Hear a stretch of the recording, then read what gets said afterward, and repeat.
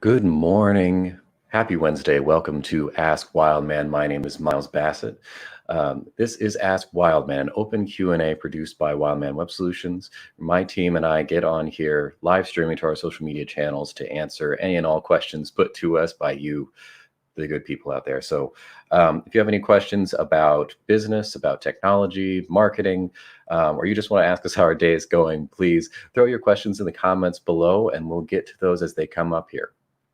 If you're not watching this live, if you're catching this video later, you can still get us your questions by emailing us at askwildman@wildmanweb.com. I do have that address scrolling below me in the crawler there. So you can email us your questions or contributions or whatever you want, and we will either respond to you in email there, or we may use your email as the content for next week's shows. We're doing this every Wednesday. Live streaming to our Facebook, YouTube, and Twitch accounts every Wednesday at 11 a.m. Central. So make sure to tune in live every Wednesday to get your questions answered live by us here, or you can always watch this later. You can actually watch this on our website too if you want to visit wildmanweb.com. Got that here. Yes, wildmanweb.com. Check out our website. We've got lots of good stuff there, including this show. We've got one on there at the top in the menu. There's a resources drop down, and there's one that says Livestream Archive. So that is this show. Actually, I'll just go ahead and show you here. If you haven't checked it out already, this is our website, wildmanweb.com. Tons of great resources. If you come down here, Livestream Archive. So this is this live stream uploaded on there, the full thing plus transcripts. So just in case one of us said something smart a few weeks back, you can jump in and see that. You can also tune in, if you're more of a listener, to the audio-only version of this show and on our podcast. Just check that out here. We are live on all of these different podcast distributors. You can also check out our blog here. We just pack this full of resources, stuff to help you run your business online and to leverage your online presence a little bit more. So this can be little things like, here's our most recent, getting insights for your business, or get insights of your business profile performance in Google My Business. So Google My Business, or GMB here, launched a new feature here to help figure out where people are coming from to get to your business, whether they're coming from organic search or direct traffic or different social media sites or whatever. Just a new tool to help you get that. And so we wrote up a really quick little thing here and linked all of the help documents so that you can learn how to do this as soon as we learn. Part of the business here is that we have to stay up to date on everything. So whenever we see a new update like this coming out that we think is going to be beneficial for you, we'll write something and put it out here. So there can be quick little instructionals like that, or something a little bit more in depth. Check this out: 4 tips to grow your Instagram following. If you're a business and you're not on Instagram yet, you are missing out. But if you are on Instagram, here's a couple of quick little tips to help you leverage that profile just a little bit more. Maybe some things you never really thought of, like your different types of posts here. We've got this example here. We've got different types going across the overall screen here. That makes it a little bit more visually compelling for people.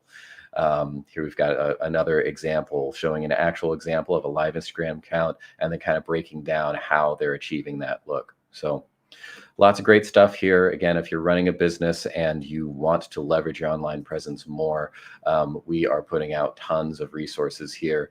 Final one here I want to mention is our toolkit, our free local business online toolkit. This is a series of software that we put out there that is free for everyone. It helps you to manage your social media, your listings, your reputation, monitor any advertising that you're doing out there, communicate with customers, and more. We're adding to it all the time. So make sure to check this out and sign up here. Just put in a little information about yourself and it'll get you all signed up and ready to go. This is all free software to anyone who wants to use it. All right, without any further ado, we're moving on to the Q&A portion of today. So like I said, if you have any questions here, please throw those questions in the comments below. My team and I will do our best to answer them. Let's see. Speaking of which, let's go ahead and bring in my partner, Mike. He's going to help me answer some questions and talk about some stuff today. And there you are. Hello, Mike. Here I am. Another Couldn't find the button there for a little bit. Got to find the share mic button. It's another miracle of modern technology. How in the heck are you doing this morning, Miles? I am happy. Had another great meeting of 1 Million Cups this morning. If anyone out there hasn't checked it out already, come see us at the Lawrence Library. We're back in person as of this month. So we're meeting every Wednesday morning at 9 at the Lawrence Library. Is that downstairs in one of those meeting rooms? Or where are you guys doing that? No. Right as soon as you come in to the right, there's that big sort of auditorium space that they have. Oh, right. So we were actually one of the first events to be held in there this year. As soon as they started opening events, I think we were the first event in there as soon as they opened it up. Anyway, so we're hearing from a presentation from a local business owner in there every Wednesday, and it's a really nice time to actually network and meet other fellow business owners, see what they're doing. We heard from Uplift Coffee this morning, and it was a really great presentation. Plus, they brought free coffee. So. I was gonna say that's a very appropriate place to hear from them. Anyway, so yeah, come join us next Wednesday. Well, Miles is on his 1 millionth cup. I'm just on my second cup today, but I'm going to try to catch up with you.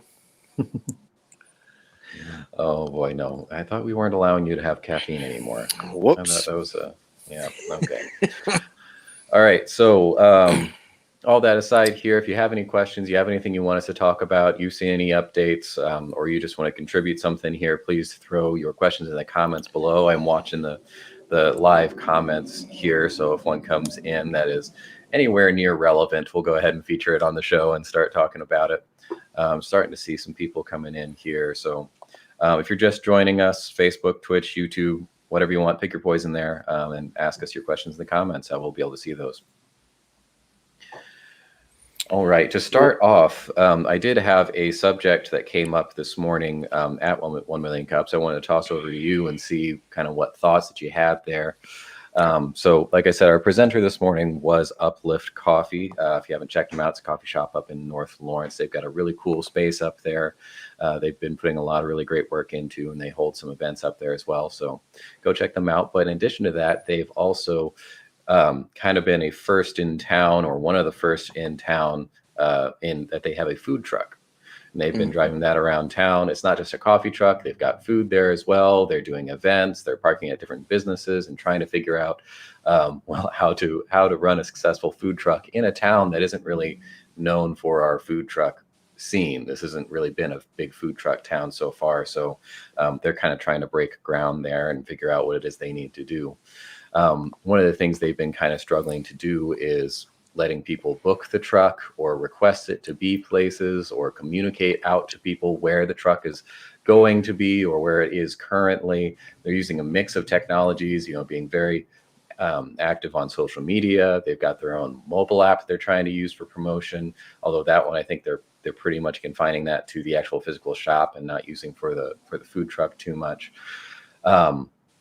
But this is obviously a bit of a technology challenge, and one that bleeds over into our space. And we didn't really get much time to talk about it this morning with the presenter, but I figured we could take a little bit of time and talk about it here on the show from both your perspective as sort of the marketing side of the house, and mine on the tech side of the house.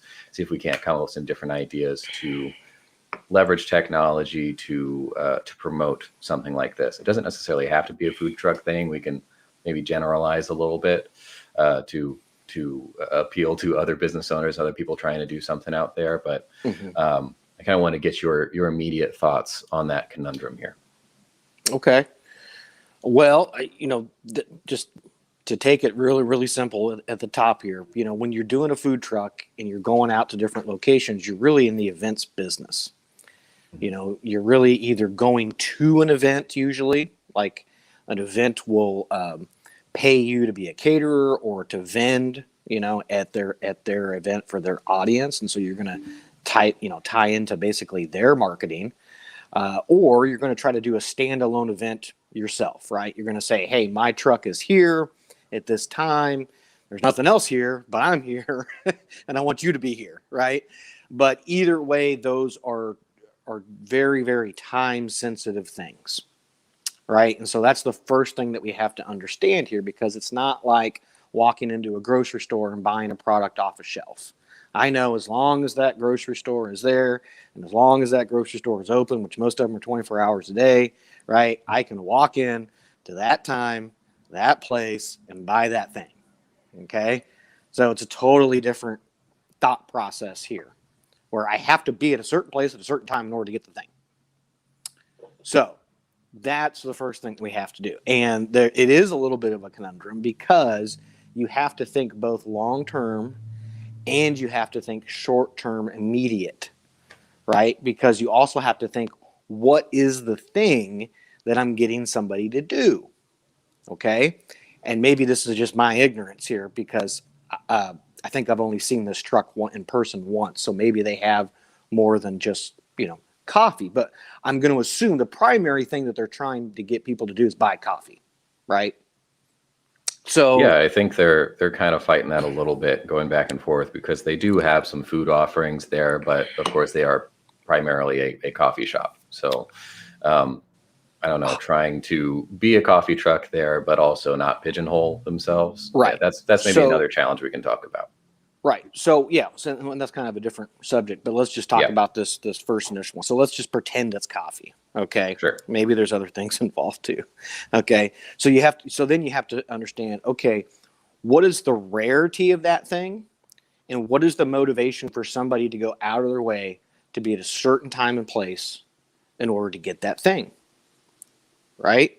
If it's something super unique that I'm only going to be able to get once in a while, that draw is a lot bigger than if it's something that's not unique that I could get on maybe any street corner, right? Like there's a lot of places I can get coffee. So I'm going to have to drive across, wherever, to go wherever I got to go in order to get this coffee. So you have to give me a better reason why it's this coffee, first of all. It's like that old analogy I used to always use it, like, hey, if I hand you a $5 bill right now, will you take it? And most people are like, yeah. Well, what if I put it a mile down the road in the middle of oncoming traffic? No, I'm probably good on the $5 bill, right? So you have to understand what is the time preference and like what is the reward that somebody's going to get in order for you to be able to manipulate that time preference. Remind me about the fish. Fried fish food truck here in a minute, Miles, if I don't connect this back to it. Okay, because I'm going to go on a little bit of a tangent here. So, okay, it's also like, we'll talk about the radio business for a while, okay? So people always wanted, when I was in the radio business, for the radio station to come out and do a live remote, right? It's called a live remote broadcast, okay? And the radio station is going to show up, and you're going to be having your sale or your event or whatever, and we're going to broadcast this out to everybody that we're there. And you wouldn't believe how many people were convinced that that would make everybody drop what they're freaking doing, on a beautiful Saturday afternoon and come all the way over to what we're doing and jump into our thing, right? That's not what happens, okay? Remotes cause cancer, okay? That's what I used to always tell clients.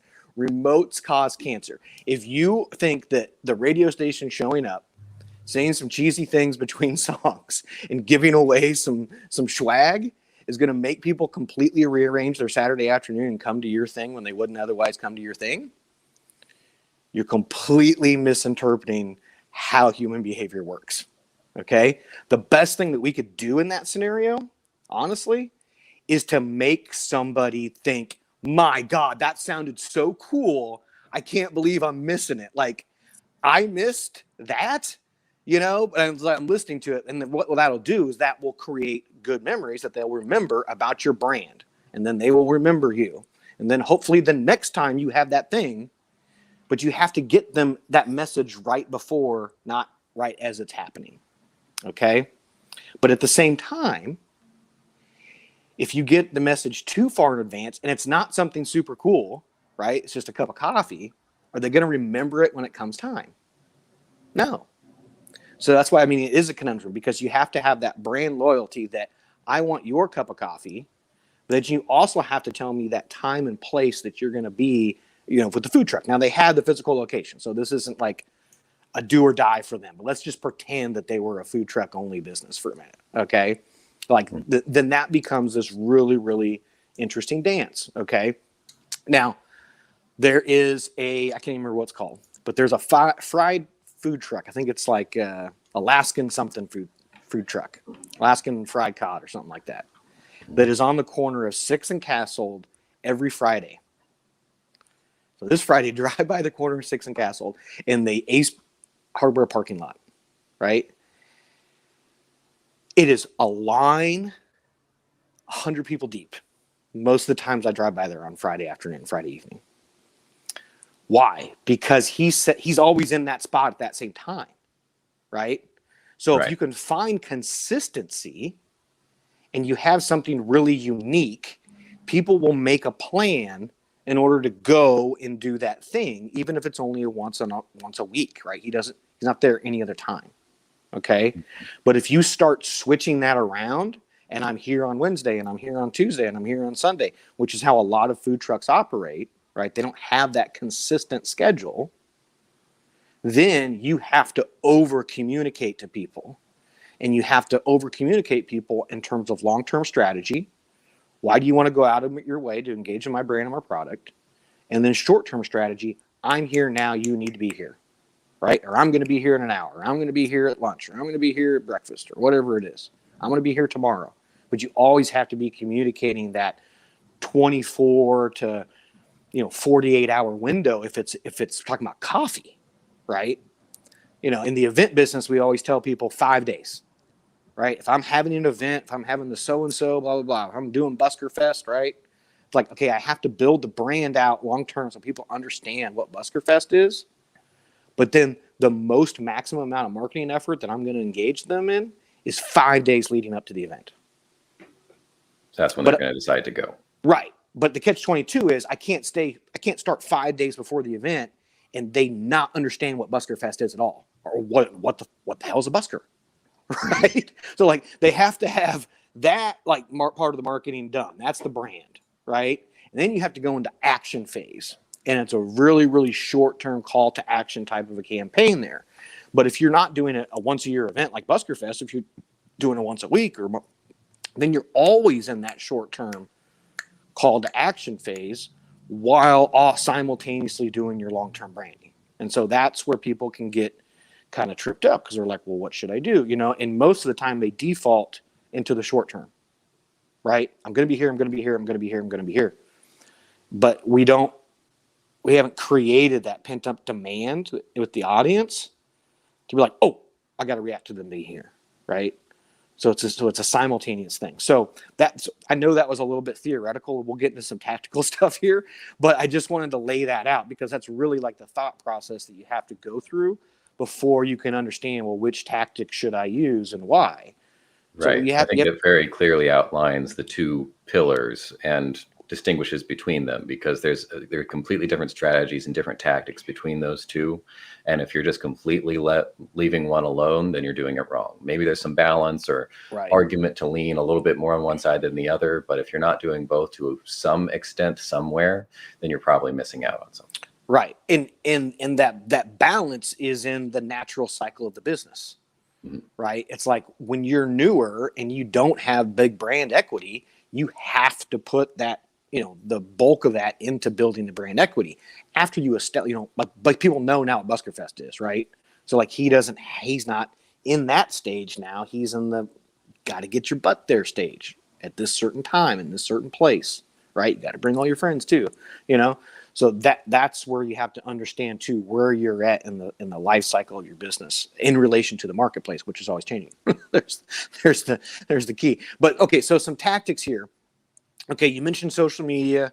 Obviously, yes, and you got to be doing that dual, let's say, approach between long and short term approach, every day on social media. But then you also mentioned the app, which. I guess I'm not surprised that they're using an app for this, but you said that they were mostly using that for the physical location. I would say that that's actually more useful in the mobile aspect, by giving those short-term engagement stimulations, send out a push notification to say, hey, we're here this morning. Like, as so-and-so, they're walking out the door to take the kids to school. like I'd send me a push notification that says you get a half price cup of coffee this morning if you stop by wherever we're at, you know? So I would probably go the other way with that in terms of how they're using the mobile app, but you know, I don't really know enough about what they're actually doing, I guess, to say that definitively. And then, yeah, you're right. In terms of technology in general, which, you know, I want you to get into here, it's a whole other set when you're talking about a food truck, because I actually had a quick story. I had a vendor that was a food truck at one of my events, and they had this cockamamie, for lack of a better term, point of sale merchant processing system that was all dialed into something that was controlled by, you know, an IT guy somewhere. Long story short, he showed up at the event with people ready to give him money, and he couldn't do a god dang thing because it was all screwed up for like 2 hours. You just couldn't accept payment. He could not only that, he couldn't even ring up an order or do anything, because I was like, hey, no problem, let's go cash. He's like, I can't do that. He's like, I can't even like put in an order to take it, to make it, and then get the cash. He's like, I'm stuck, you know? And so you're really, you know, opening yourself up to a liability like that because it takes a lot of, you know, time and effort, you know, to go out and do an event. And then if that event for some reason isn't profitable, you know, that can really set you behind in terms of the cost that you laid out in your food truck. And so, you know, having the appropriate technology, having it work when it needs to work is, I would say, even more paramount in a food truck than it is in a physical location. Yeah. I think I can kind of piggyback on that technology conversation. I wasn't even thinking about that side of things, kind of assuming that they already had this figured out in this particular situation. But in general, having that end of your business just be as smooth and seamless and reliable as possible has to be where you start. Everything else is just going to be wasting money if that's not working for you. You can promote the hell out of your event or your food truck or your restaurant or whatever, but if you can't take orders and payment and start actually serving customers at one point, or at any point, at the drop of a hat, be ready to make a sale, then, you know, what are you doing? So I guess we should probably start there and make sure that you have that solid, very reliable, not too convoluted and tied into everything, as seamlessly integrated with everything as possible is going to be a huge investment, even if it's a little bit more work up front. I know those things can be a little bit difficult and complicated to set up initially, and maybe, you know, someone just kind of, they had a relationship with something, or they already had something set up for something else, and they just decided to use that. Like, hey, I've already got this Square reader or whatever, so I'm going to use that. But if you're thinking about starting something like this, or you already have something like this, maybe taking a little bit of time, investing that time and doing a little bit of research and figuring out the absolute best solution for you here is probably going to be worth it to you in the long run. At least having a backup plan, you know, because like I said, this guy had no backup plan other than, I hope it works eventually. And it did eventually, thank God. Yeah, have something set up, have backup plans. Yeah, all of that, you know, have that foundation set. But assuming we have that foundation set, we've got an actual functional business that can create something and then sell that thing, we can move on into more promotional technologies, marketing. I'll hit one of each of those one after the other. You did have an interesting point on the mobile app. I think this situation specifically, they started off with a physical location. They're using the app for that. And now they're worried about creating confusion, having orders go to the wrong location, or, you know, some sort of logistic problems there, and that they are already using that for the shop. And so they didn't want to complicate things with the truck. And then also just didn't want to add any additional hurdles to people who just happened to see the truck pulled up, had never seen it before, didn't have the app or whatever, and they can just buy something. So I think there is a conversation to be had there. But outside of this specific situation, and just talking about the event space and mobile businesses in general, mobile apps can be incredibly powerful. Specifically, I'm thinking about the geofencing capabilities of a mobile app where Yeah. you say you park in a parking lot somewhere, you can then set up a geofence within a quarter mile or a mile or whatever of your location and send out a push notification to everyone who has your app that is nearby already. And just say, hey, we're here for the next 2 hours. 100%. And Yeah, that's that's notifying your huge tool. most loyal customer base that is most likely to actually come by because they're actually in your vicinity, in your area. And sending it directly to their pocket in one of the most reliable and direct communication methods that we have available to us, short of the next point that I want to bring up, which was text messages. I think everyone goes directly to social media, which is super important. I'll hit that next. But one step that we just sort of fly right on over all the time is text message marketing, which, if used properly, can be incredibly effective. Yeah. Just the open rate of text messages is incredibly high, compared to email marketing or even some messaging within social media applications. Texts are opened much likely to be opened and read than a lot of other forms of digital communication when it comes to marketing. Yeah. So if you can find a platform or a way to leverage text message marketing and let people know where you're going to be without spamming them too much, which is really the problem with text. They're just far too easy and people tend to get a little bit overzealous with it and just text people all the time. 98% open rate, though. That's really hard to beat pretty much anywhere. That's what I was going at here. So if you can find a way to effectively use text message marketing within your business and get people to come in without being too spammy, then that can be incredibly effective and a nice direct line of communication between you and your customer base. Yeah. And it also gets a whole pool of people that aren't living on social media. I know we think that that's everyone here, but there's a nice chunk of people that just say, you know what, I'm not on that, or they're not on that regularly enough to get something. If you're a food truck, you're only in a place for an hour or two. So you need to get to people right now. You can't get to the people that check Facebook once a day. Yeah. So that's opening up a whole new pool. Yeah. And obviously the shortest win here is to go where the people already are. Yeah. And so that could be another way, though, that they could leverage, the app or the website or whatever is, to book us at your office, your thing. They have to think about volume anyways when we're selling cups of coffee. And so trying to get individual people to show up where you're at, not the best strategy, right? To try to either go to where large groups of people are or try to get individuals to bring large groups to you. That's where this game is got to be played. Yeah, that's why this morning I had, they were kind of looking for ideas like that. I had suggested going to somewhere like the youth sports complex, where, I played as a kid. And then later on, I was actually a referee through my teenage years. That was my first real job. As a former Little League coach, I can tell you there's a lot of early mornings. A lot of early mornings, a lot of people out there. The night before.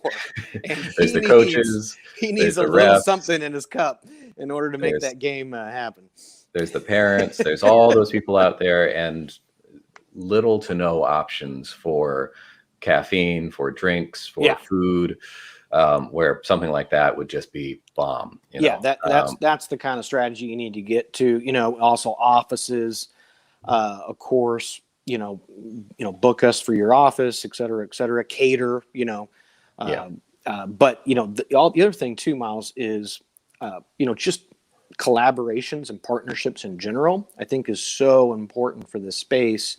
If you look at other cities that do have very successful food truck scenes, for lack of a better term, a lot of them are paired with event places or breweries or bars, or something like that, where they're collaborating with another business or entity in order to make it work, or they have designated areas in the community that are where the food trucks, are. And Lawrence actually tried to do this. Sort of. I want to say, we're probably going back 8 years or so here. I forget the lady's name, the creme brulee truck. I don't even know if that truck is still around. But she had an idea, and it was around for a couple years. And they had that space over there at 23rd and Iowa, where like Granddaddy's used to be. That kind of, I think that whole shopping mall has been, or strip center's been redeveloped now into apartments. But I'm rambling. Anyway, so that was a place where they would all get together on like Thursday, Friday, Saturday nights, whatever it was, and there'd be 5, 10, whatever food trucks. Is basically all the food trucks in Douglas County would come together in that parking lot. And I think that was the most successful, era, or, if you will, of food trucks in Lawrence. And I wish I could remember the details of kind of why it fizzled out. I can't. But, you have to have that kind of concentration and consistency, I think, to really make it work. Being mobile all the time is a detriment to people being able to find you easily, especially if they aren't engaging with you via text message or app or something where I can have that easy one-to-one communication with them all the time to let them know where we're at. And so that would be, the other just kind of core, top line strategy thing that we have to work out here is who can I collaborate with, even if it's other food trucks, in order to create some concentrated consistency, I guess is the term I would use for it. There's a great, I'll give them a plug right now. Awesome place, good friends of mine, Central Standard Brewery in Wichita. Actually, I go to Wichita next week, so I'm probably going to stop in there and say hey to them. But they do a great job because they don't have a kitchen, right? It is one of the best breweries in the Midwest in terms of the actual beer. Even Dave Leff from Free State will tell you it's the best brewery in Kansas. Ask Dave. But they don't have a kitchen, so every single night they have a different food truck show up. But that menu is set the week before. And so people know, and so people will say, oh, let's go to the Central Standard on Thursday because it's taco night, or that's probably Tuesday, whatever, and they'll plan out their week at Central Standard based on the food trucks. I was saying the same thing. I was out in Colorado a few weeks ago and saw several places that were either breweries or coffee shops or event spaces or whatever that had that kind of event where they would have it listed out, and every weeknight was a different food truck, and that just completely changed up the food scene that they had. Right. And so then the food truck, what they have to do, of course, is leverage that audience.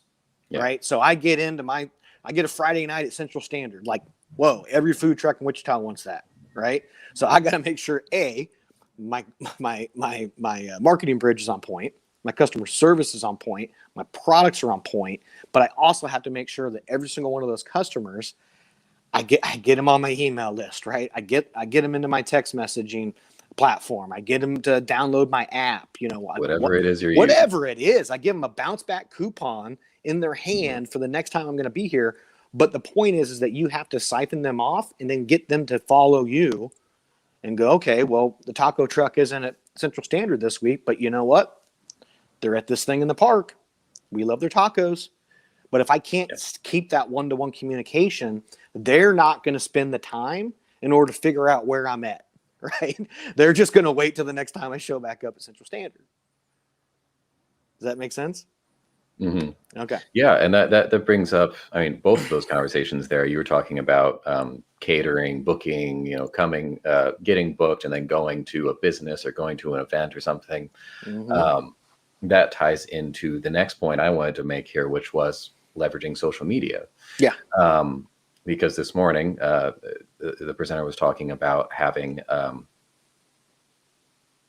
people trying to book the truck for their business, and they're just getting messages all over the place from all of their different social media, because that's what they had originally told people to do. They just said, hey, DM us, message us. Right. But now they're getting tweets, they're getting messages on TikTok to get booked for events, and it's just come from all over the place. It's inefficient. They're missing stuff, and they've got all of these different communication channels just overwhelming them. Ain't nobody got time for that. Exactly. Even if you have the demand built up, you can't leverage it if it's coming from all over the place. So I was just going to throw out one piece of hopefully advice or wisdom or whatever here that would work across all of these different technologies. I don't care which what you pick, mix and match whatever technologies you have in order to communicate with your people, but have tons of channels going outward from one point out to everyone. You're communicating across different social media platforms and text messages and your own app and all of this stuff, as many ways as you can get to go out into as many people as possible. But on the other way, have one. Everything focuses in and funnels into one place where you communicate with people in that direction. So it's this complete inversion of your communication strategy. Whereas if you have a ton of messages going out and then a ton of messages coming in on all those different lines, it's going to be impossible to manage everything, and you're going to miss stuff and drop balls every day. You especially need a those ton kind of branches going out, Yeah. and then one coming in, funneling into one singular location where you manage your communications. Right, because especially that specific type of a message, where that is what we would call a P1 audience member, right? That is somebody who is my prime customer. Like, they literally want to rent the entire freaking truck. Okay, so like, that communication, that's what we call a sales lead, right? And so that has to be put into a place where we can, even if it's not someone renting the truck or covering the bill or whatever, if they're just someone telling you about an event coming up, and they're not even the ones running the event, they just say, hey, there's this event coming up, here's the contact for the guy, you should reach out and do this. 100%. That should still be treated as that, conceptualized as someone trying to rent out the entire truck, because that's effectively what's going to happen here. 100%. If you don't have that and you're just selling stuff, then you can do that kind of just scattershot, big, wide communication strategy out to everyone. But as soon as you have communications going the other way, you've got that sales lead coming in, you need to consolidate all of that and have all of your messaging coming through one consistent direction. If you're using a tool to manage your social media messaging platforms, that can work. If you're just, you have different integrations, maybe you're using like Zapier or something to connect different platforms, whatever you can do to consolidate that into one, maybe two locations, but as few spots as possible where you're funneling in, I think that's going to be a huge win for any business like this, or really any business that's trying to manage that many communications. You're going to find as you scale, that is going to break you more often than not. 100%. Okay, well, Miles, I just noticed what time it was. I know you got to be at a noon meeting. This is true. So should we hop into news real quick and then get you out of here? Okay. Yeah, let's go ahead. I just realized we've been talking about selling coffee out of a truck for 40 minutes here. That's what caffeine will do to you. Yeah. Oh, we're big coffee fans here, so it's easy to talk about. Big coffee fans, big sales fans. Okay. I think that's my news desk intro right there. We need to get some better music. By the way, Miles, a little behind the curtain here for the people. Yeah. I think I should start saying, of course, I'll have to pull up the news before the show starts, but I should start sending you links to these articles, and then you can put it up so people can at least see the image in the headline, give them so they don't have to look at us the whole time. But most people aren't even watching this or listening to the audio. But okay, here we go. Without any further ado, from the news desk, we got some good stuff here today, Miles. I will try to go quickly, but some interesting stuff. We were just talking about brand, a little bit ago. So some interesting stuff here off the bat about some well-known brands and how they are evolving or updating, I guess, for lack of a better term. All right. Gatorade recruits student-athlete creators for TikTok Sports Series. With the help of 9 athletes and its new social squad, PepsiCo's sports drink brand is leaning more into mainstream mobile channels to organically reach younger users. Gatorade this month expanded its presence online or on social media by teaming up for the first time with athlete creators who produce sports-related content on TikTok.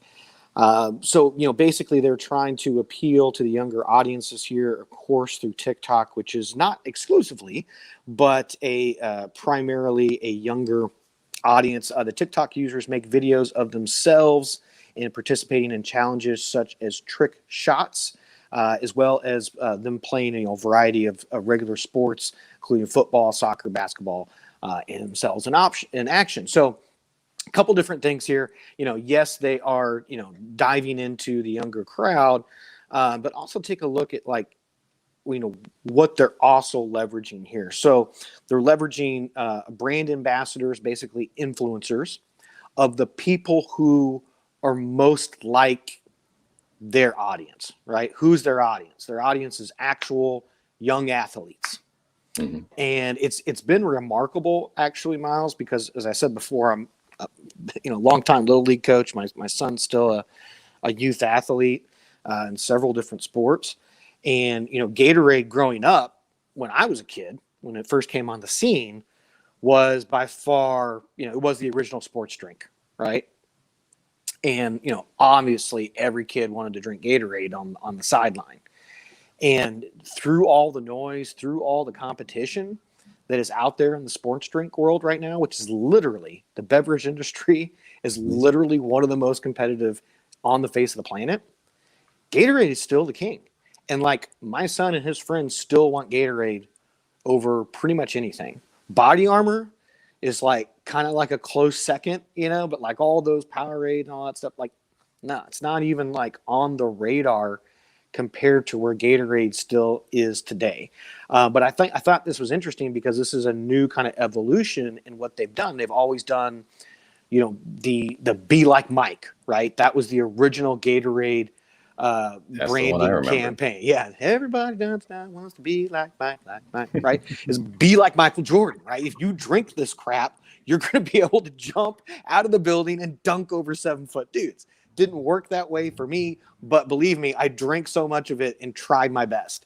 And so now they're taking it and they're putting it in a more realistic context, of young youth athletes, like be like this person who you're actually like closer to being, in the same context that those youth athletes are spending their time on when they're not being an athlete, right?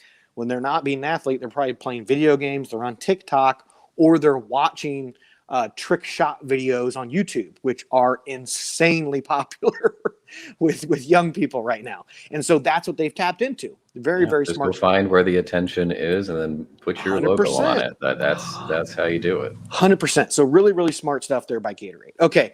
The next thing here, Subway, another, I would call at this point kind of heritage brand.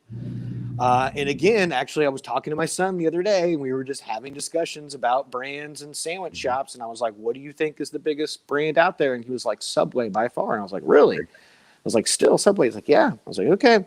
So Subway records strongest August sales in 8 years on tales of brand refresh.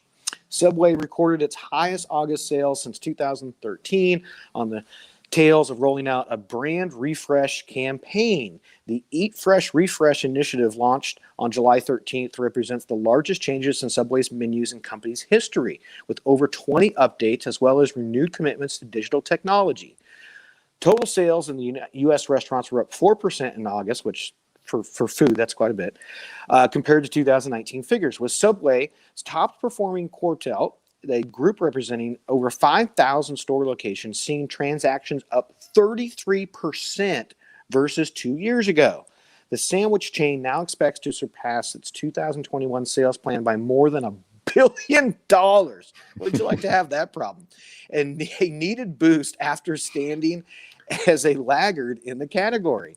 But Subway is still contending with headwinds, including recent tensions around its pick of brand ambassadors. Well, good news for that. We've never had anything start with a B. So, yeah, it's a good problem to have here. It is a good problem to have.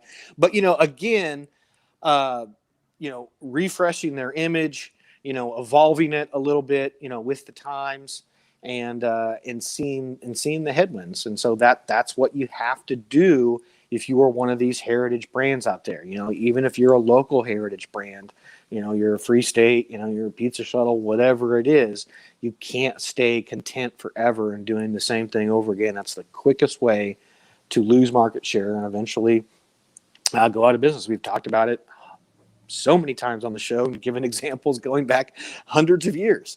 Okay, the next one. Well, they let me down on Sunday night, but I still love them. The good old Kansas City Chiefs have made some marketing news here, Miles. How the Kansas City Chiefs flip fandom into social engagement. New data crowning the franchise as the NFL's top social presence makes it an appealing model for marketers hoping to break through on social media this season. As the NFL season kicks off, brands look for savvy ways to tap into fan culture, need to look no farther than the Kansas City Chiefs. The team's engagement on social media is stronger than any other team in the league because we're the best, with a reach of 8.19% of the NFL's online fan base. The report was data sourced from Twitter using artificial intelligence software. Has found that the franchise has the highest level of social media engagement across all generations, from Gen Z to baby boomers, as well as the highest engagement in 5 states. For a team that serves a mid-level market, ranks 22 out of 32 in team value, and is up against market heavyweights like the Dallas Cowboys and the New England Patriots, the Chiefs are an unlikely success, which could make them an appealing model for marketers hoping to break through on social media. So, interesting. And we talked about the Chiefs actually, I don't remember when that was, maybe like a month or two ago, in talking about how they were leveraging their app for more engagement, and their website. They had, direct sales component in there where you could now buy, official game merchandise and stuff like that directly from them. And that tied into a bunch of engagement as well. So I think part of it is those tactics that they have unleashed. And I think the other part of it is that Kansas City and the Kansas City area and this just region is so loyal to their sports teams and to their brands, especially when they do well, which the Chiefs have been doing really well the last 3 seasons. But we also saw this kind of unexpected fandom during the Royals run in 2015, 2014, where, the marketers and the pundits and stuff on the national media, they couldn't figure out how a little market like 33rd, market or something, Kansas City is maybe even 35th now, how we had the highest ratings for MLB games other than like New York City. It's like, well, everybody loved it and everybody supported their team and they tuned in. Whereas in some of these bigger markets, yes, they have massive share, but also 80% of the people don't care. They're just tuned out. Whereas here, 80% of the people are tuned in. But same thing with KU, as we know here in Lawrence, and there's tons of opportunities now, as we talked about before, with the name, image, and likeness. Sorry, I'm trying to go fast to get Miles out of here.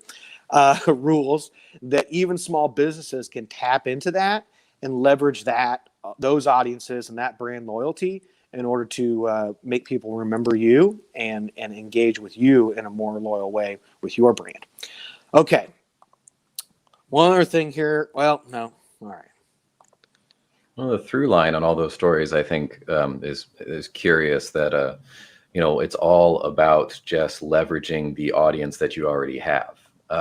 Nothing that we were talking about there was going out and getting new people or doing new stuff or anything. It was just saying, here's a known brand that already has an audience out there. How can we leverage more of that existing audience? How can we get in front of them in more appealing ways? Than just putting up billboards or doing some standard commercials. How can we really engage with them using this new, these new technologies, these new marketplaces, these new platforms, and just get in front of, the people who already know, like, and trust us. You talked about, New York City having a big market there, but 80% of them don't care. Whereas the flip is true here. That's exactly what Subway was trying to do there, what Gatorade was trying to do there, is just trying to excite their existing base so that they can leverage that, 80% of people who really care in their marketing base, instead of trying to expand the entire the scope of their reach, and only appealing to that 20% who really cares. 100%. And in doing that, you're increasing your retention rate. You're building your customer retention. You are lowering your customer acquisition cost, and you're increasing your lifetime value of your customer. All very important stuff that we've been harping on the last few weeks here. Okay, I got a couple more things on brand, and I'm going to let you get out of here, Miles. All right. All right. State Farm's mascot debuts as the first branded character in the NBA 2K22. So State Farm, which does awesome job with their branding and their consistency in their marketing and everything like that. They've taken it one step farther. State Farm's mascot, Jake from State Farm, debuted in the NBA 2K22, which for those who don't know is a very popular video game. Is debuted in the latest edition of it. Jake appears as a non-playable character in the game, the City Mode, that users can interact with at the in-game neighborhood storefront. Players are then able to unlock Jake's character and da-da-da-da-da. Okay, and for those of you who aren't in the video game world, which, again, I would not know any of this if I didn't have a teenage son, the video games now are not like they were when we were younger, where you just, like, played a game and then that was it. Like, there's, like, drama and like scenes of a movie almost that like play out in these characters, and you do seasons and all this stuff.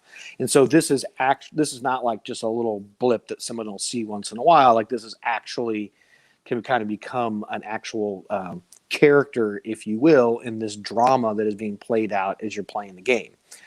So just another really, really smart move, like we've just been talking about taking your brand and integrating it to where your audience is, or in this case, where your future audience is. But a lot of 20-some year old people are also gamers, and those are the people that they want to get into, because once you get into especially multiple lines of insurance with somebody, you very, very, very rarely change that unless a superb life event happens. Like you get married to somebody and they want to use their insurance agent, or you get divorced, or whatever, but like if they can get somebody who is coming out of college to do their first home, their auto, maybe even a life policy, chances are that person's not going anywhere for years and years and years and years. So that's the other reason they're doing this. Okay. I promise, Miles, I'm going as fast as I can. Last thing. Okay. Branding loyalty is eroding under supply chain and price pressure, survey says. We talked about this a couple times the last few weeks. There's massive supply chain issues that are hitting out in Asia again, that are going to be hitting here. We also have really, really big inflation that is happening. If you annualize the consumer price index for 2021, right now we're at 6.3% roughly. So about 3 times where the Federal Reserve likes to keep inflation. And then if you look at the producer price index, which is what companies are paying for their price, for their parts and, and stuff that they need to make products, that's at a whopping annualized 10% rate, which tells us that major companies have not yet passed on these increases in prices that they're experiencing to the consumers, like they're probably going to have to do in fourth quarter and into 22 in order to make up for loss of revenue. So this is definitely something that we need to be paying attention to and not going away in the near future. But here in terms of brand loyalty, we're talking about more than 8 in 10 consumers purchase a different brand from the one that they normally purchase in the past 3 months, according to new research. Lower prices of substitute brands influence this decision more than 65% of shoppers, while out of stocks for original brand motivated 51% of the switch. So most of the time people are switching brands because they see, oh, that's $1 cheaper or whatever, which, as I said, is going to happen more and more as companies are forced to increase their prices here in the back half of the year. And then half of the people, they're just getting another brand because that one is not available, which of course is also probably going to increase. About 65% of consumers have switched brands often or very often in the past 3 months. Among shoppers who made a switch, 44% said they would repurchase the new brand even if the original brand was available again, while 36% would return to the original brand. So what this means is we need to double, triple down on our marketing bridge, on our customer service. We need to be over communicative, with our customers if they're unhappy because we don't have a product in stock or it's a little bit more expensive. And we need to do whatever we can to double, triple down on our customer retention right now, because it's going to get harder. And just another little quick add-on to here. This is from CNBC.